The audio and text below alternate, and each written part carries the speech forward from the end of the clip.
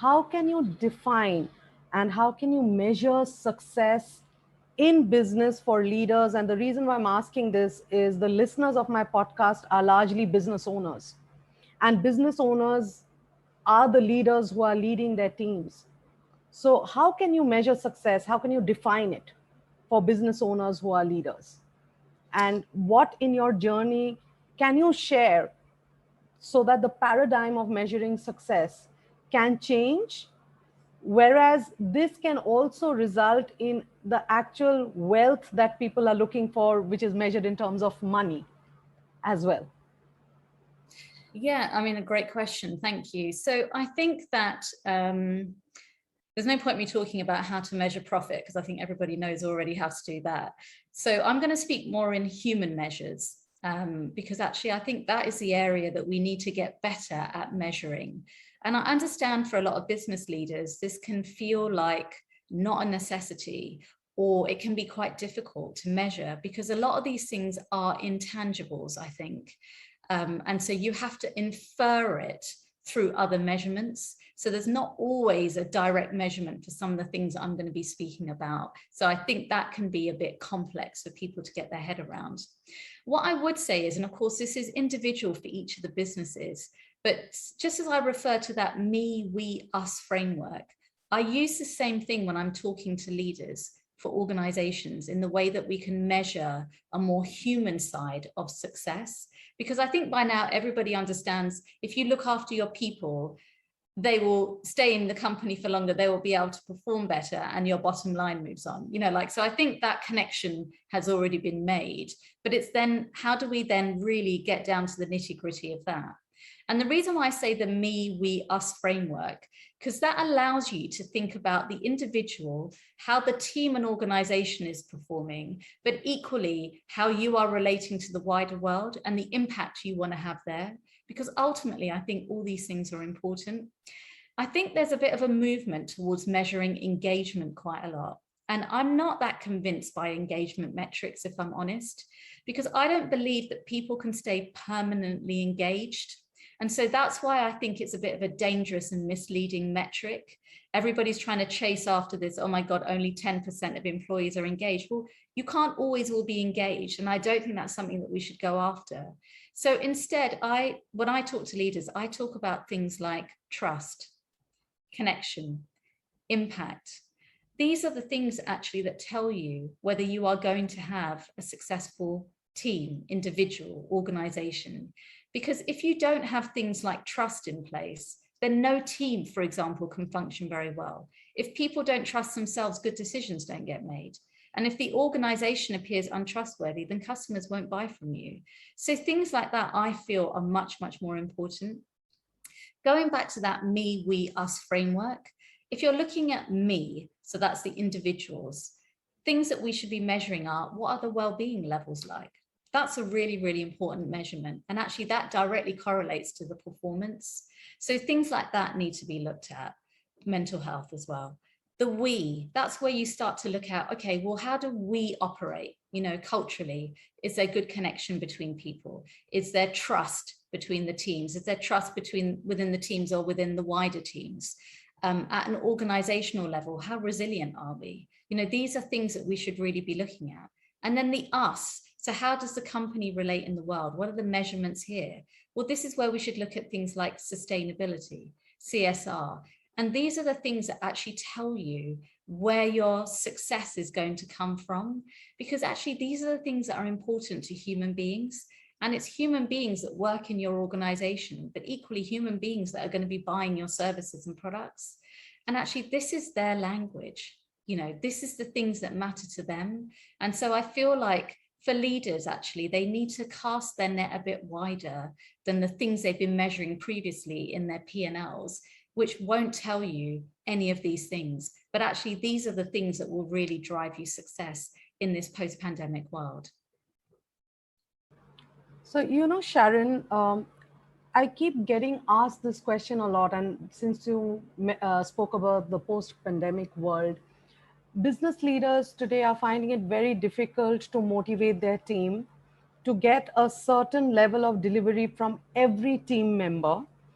Typically in a team, you have people who are committed and loyal and disciplined and working, but that would be only the top 10%. The rest of the players are average and underperformers because they're not engaged the way since you did refer to the term. So with your techniques and with your methods, how can a business leader, a business owner use some deeper techniques, and what are they, to make the team perform?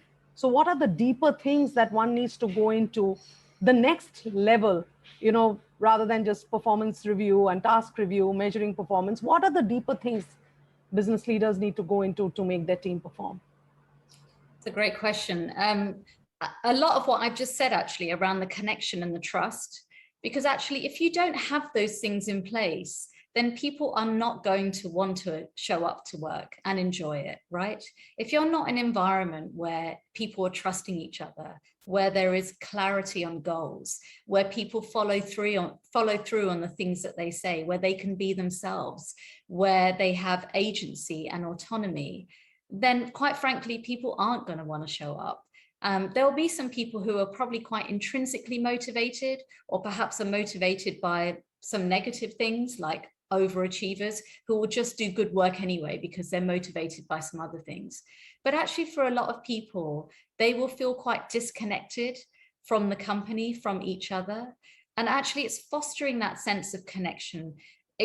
Making you a more trustworthy outfit is actually what is going to change the way people show up to work. So one of the questions I always ask leaders when they engage me for their services is, I say, are your people clear on what success looks like? And more often than not, I get quite a woolly answer. And that tells me straight away, you are operating at a low trust level, a low connection level, and people do not understand the decisions that are being made. And if they don't understand that, or if they're not part of it, then you will not get autonomy, you will not get agency, you will not get performance, you will not get loyalty. If anything, you'll get quite disengaged people who will think to themselves, why should I bother? So I think there are some key questions in many ways that leaders need to ask themselves. And it's interesting, isn't it? They probably come to people like you and myself to give them the answers. But as I always say to everyone, you are the answer. The answer lies in you. I cannot know your business better than you do. Okay, I can't. But I'm going to ask you questions, and those questions are going to make you question yourself. And from that, good answers will come. And actually, that's the thing, isn't it? That's what we do as leaders, as leadership coaches, as cultural transformation experts. That's what we do. But ultimately, I think there are some very fundamental and very basic questions that need answering. And actually, there aren't tricks and there aren't tools. It is simply having that clarity that allows people to understand what is required of them, how they can go about doing this, and what behaviors can they expect in return. And if those things are being role modeled in the right way, and if people are carrying through on their promises, then you will have an organization that has high trust levels. You will have an organization of people who understand why the decisions are being made, and they will be able to make better value-based decisions themselves. If you have that type of connection, then a lot of it gets taken care of. And then you can see things like people being more agile. You see people being more creative. You see people being more innovative. You also see things like your turnover rates, they go down. You'll see presenteeism, absenteeism, all of these things will start to drop. So when I say there are direct measurements and indirect measurements, these are the kind of indirect measurements that you start to see once that tide starts to turn. But ultimately, all of the things I'm talking about are very human things, and the things that I think we often neglect. As I always say to my clients, you spend a lot of time thinking about the human doing. Well, let's think about the human being. And what does the human being need? And when you can join what the human being and the human doing needs, that's when your company is going to fly. When you understand what an individual needs to thrive, what a team needs to thrive, and how you could marry that to the conditions within which people need to thrive, that's when you've got an organization that will thrive, as well as people. So it's simpler than it's people think it's complicated. It's not. But I think it can be hard to, as I was talking about earlier, unlearning those things we've learned in this performance culture that a lot of us have grown up in.